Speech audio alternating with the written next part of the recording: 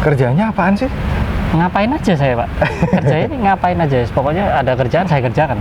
Kalau bahasa Inggrisnya berarti multi talent gitu ya? Multitasking lebih tepatnya, Pak. Multitasking. Iya. Kalau bahasa Jawanya, Pak? Serabutan. Iya, serabutan. Betul. Oke, siang. Selamat siang, Iya. Pak Bayu. Siang, Mas Afris. Makin cakep, Pak. Ya. Bagaimana keadaannya? Kabarnya? Kabarnya sehat selalu, Alhamdulillah, alhamdulillah. sesuatu. Berkat Gusti Allah. Baru pulang kerja nih ya? Pasti. Kerjanya apaan sih? Ngapain aja saya, Pak. Kerjanya ini ngapain aja. Pokoknya ada kerjaan saya kerjakan, Pak. Kalau bahasa Inggrisnya berarti multi talent gitu ya? Multitasking lebih tepatnya, Pak. Multitasking. Iya. Kalau bahasa Jawanya, Pak? Serabutan. Iya, serabutan. Betul. Oke, Pak Bayu. Oke. Oke, Pak Bayu, saya dengar sebagai HRD ya di salah satu perusahaan di Drio kayaknya. Ya. Kayaknya ini bisa disensor aja deh kayaknya. Saya balikkan ke sini ya. Oke, Pak? siap. Iya. Pak Bayu nih sebagai HRD, ketika ada seseorang melamar, poin-poin apa yang sekilas harus dilihat? Istilahnya gerbang pertama supaya bisa lolos itu orang ini harus bawa apa, ngapain, dan seperti apa. Oke. Poin-poinnya aja sih. Filternya tingkat pertama. That's right. Iya. Kalau bagi saya sih seorang pelamar itu yang penting berpakaian rapi, tidak harus bersepatu. Yang penting rapi. Tidak harus bersepatu. Tidak harus bersepatu. Nyeker, Pak. Bukan. Ya bukan nyeker juga lah. Siap, next. Terus yang kedua sopan. Harus sopan itu sopan. Sopan itu sudah jadi budaya Indonesia kalau nggak salah ya. Iya harus. Terus ramah, sopan, ramah, santun. Itu kriteria kedua. Terus kalau ketiga dia bisa tangkas lah. Tangkas itu Dalam artian kalau ditanya ya jawab, jangan sampai nggak jawab. Bukan karena faktor malu, bukan karena canggung, tapi memang harus tegas. Kalau jadi laki-laki ya harus tegas, kalau jadi perempuan ya harus bisa tegas. anjir. Iya. Poin selanjutnya, Pak, barangkali. Poin selanjutnya, Maskernya. kalau soal perekrutan, yang penting itu dari segi administratif itu bisa menyusul ya, selagi perusahaan itu mau dan apa ya istilahnya menerima lah. Nggak mungkin perusahaan nggak menerima, itu nggak mungkin. Cuman memang terkadang dalam hal rekrutmen itu bagi orang yang tidak bagi orang yang tidak keterima kerja itu bukan berarti dia nggak diterima perusahaan, tapi memang belum waktunya. Baik. Contoh Saya. contoh kecil.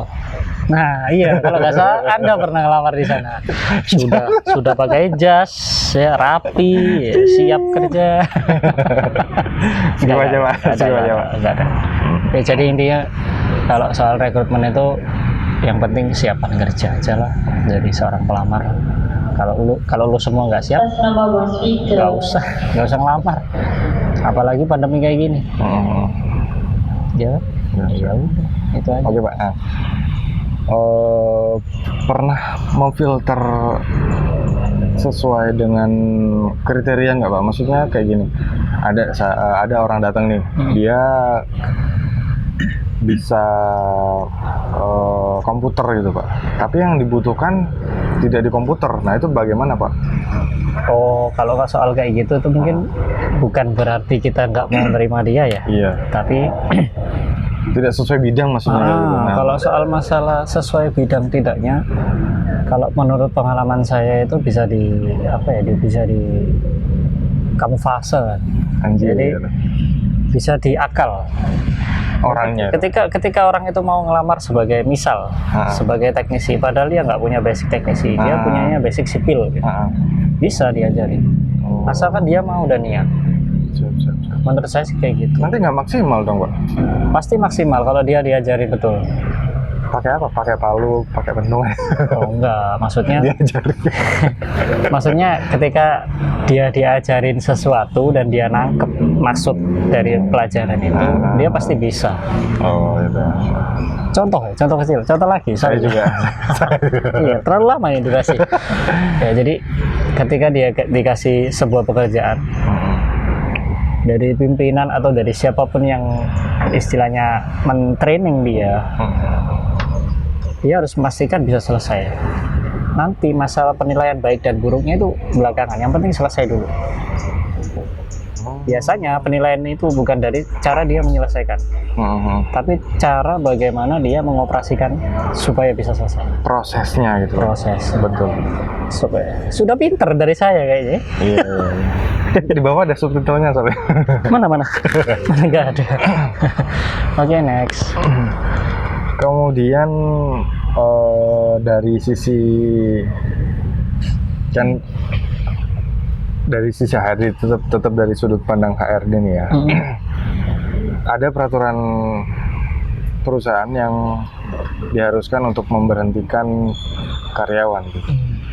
Tapi dari sisi kemanusiaan sebenarnya karyawan ini masih di atas rata-rata, masih berpotensi. Cuman keputusan perusahaan harus diberhentikan. Itu kan ada hubungannya juga dengan HRD sebagai pengatur human resource anjir. Human resource. Orang yang cari masalah tepatnya ya. Oke. Dari pihak HRD-nya itu bagaimana tindakannya itu? Satu, yang pertama dia dipastikan sudah fix mau dikeluarkan atau tidak. Terkadang perusahaan itu juga masih merasakan kasihan kalau harus diberhentikan. Terus nanti dia kerja apa dan lain sebagainya. Itu yang pertama. Terus yang kedua, dari segi, kalau bagi saya, dari segi kedisiplinan. Disiplin itu sebenarnya penting, bro. Penting banget. Di semua perusahaan itu penting. Meskipun kita kerjanya nggak baik loh, nggak bagus. Tapi dari segi kedisiplinan, itu bisa mengangkat secara tidak langsung derajat kita di perusahaan tersebut. Contoh, saya punya karyawan,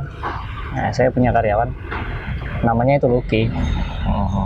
Dia dulu nggak bisa apa-apa di Sinarera, serius. Diajarin kayak gini, dia manut. Diajarin kayak gitu, dia suka. Anjir. Nah, berawal dari lama-lama pacaran. Hah? Lama-lama Oh bukan soal pacaran. Ini beda. Oh, kalau pacaran itu sama masa lalu saya dulu ya. Anjir. Nah, banyak kalau masalah cinta nanti saya ceritakan. Tapi kalau untuk masalah apa? Istilah kasar PHK lah ya. PHK itu sebenarnya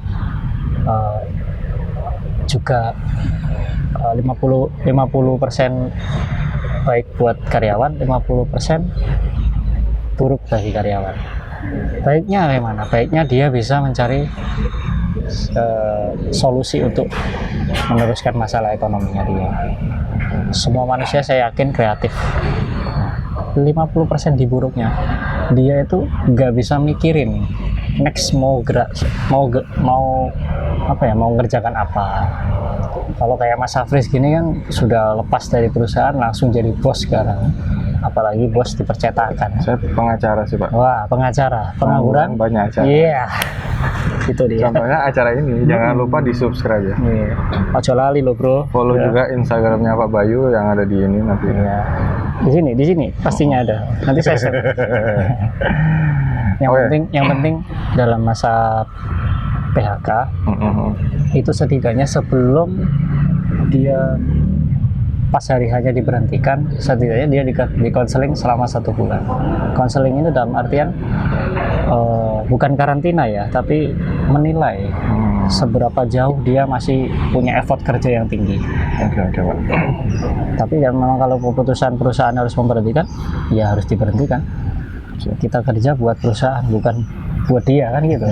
Nah, sekarang gini.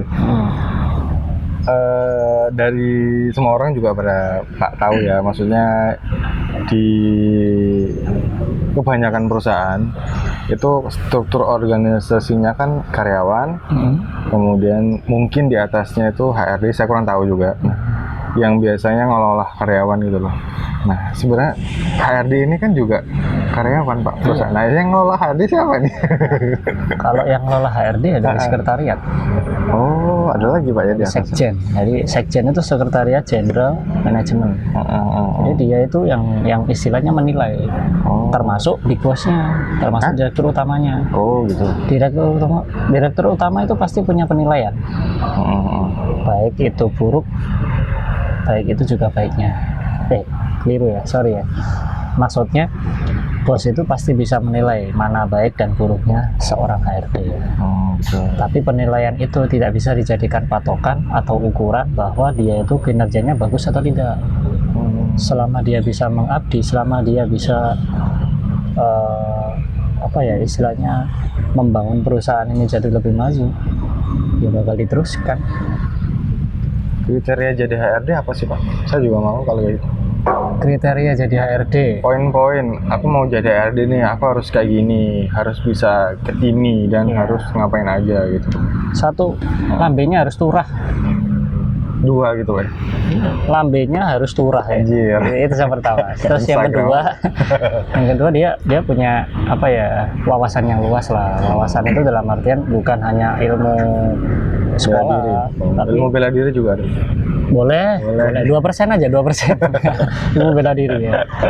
Nah, yang penting wawasannya luas, terus dia juga, saya sarankan sih kalau jadi HRD itu harus bisa baca ya.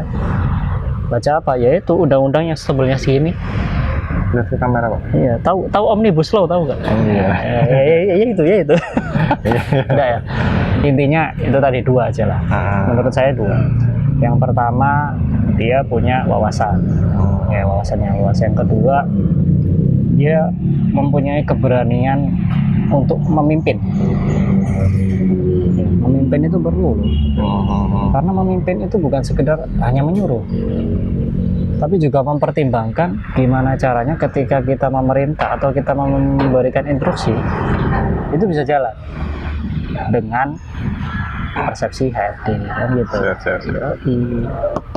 Oke. Kira-kira nih Pak ya, dengan apa yang sudah Bapak keluarkan, segenap tenaga pikiran, apakah sebanding dengan ini? Masalah sensitif juga sih sebenarnya. Apa santai? Apakah cocok gitu? Maksudnya itu Bapak punya potensi nih, Bapak punya skill kayak gini, Bapak punya ini. Apakah sesuai dengan pekerjaan Bapak yang sekarang sebagai HRD? Kalau manusiawi ya manusiawi. Sifat manusiawi itu pasti selalu kurang, nggak mungkin enggak.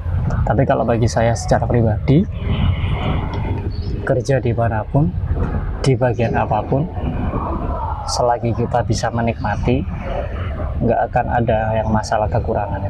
Kedepannya Bapak mau jadi apa? Mau jadi pengusaha aja lah, pengusaha kecil-kecilan, jualan pentol gitu cukup, sudah jadi bos kan? Iya.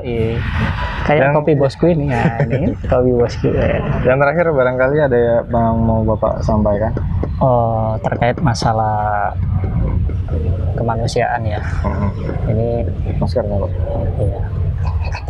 Terkait masalah kemanusiaan, saya turut berduka cita juga sedalam-dalamnya atas kejadian yang menimpa Indonesia, yang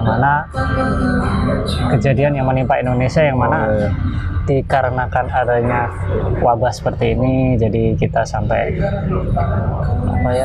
mental kita juga nggak bisa direvolusi. Jadi pesan saya ke masyarakat Indonesia terutama, tetap sabar, percaya pada yang di atas. Kalau saya sih mungkin percayanya lebih kepada Gusti Allah. Apapun yang terjadi, apapun yang kita alami, kembalilah ke mereka, kembalilah ke Gusti Allah. Itu aja sih. Siap. Terima kasih Pak Bayu. Oke. Sampai ketemu di podcast selanjutnya. Oke, thank you. Calling. Ya. Assalamualaikum warahmatullahi wabarakatuh.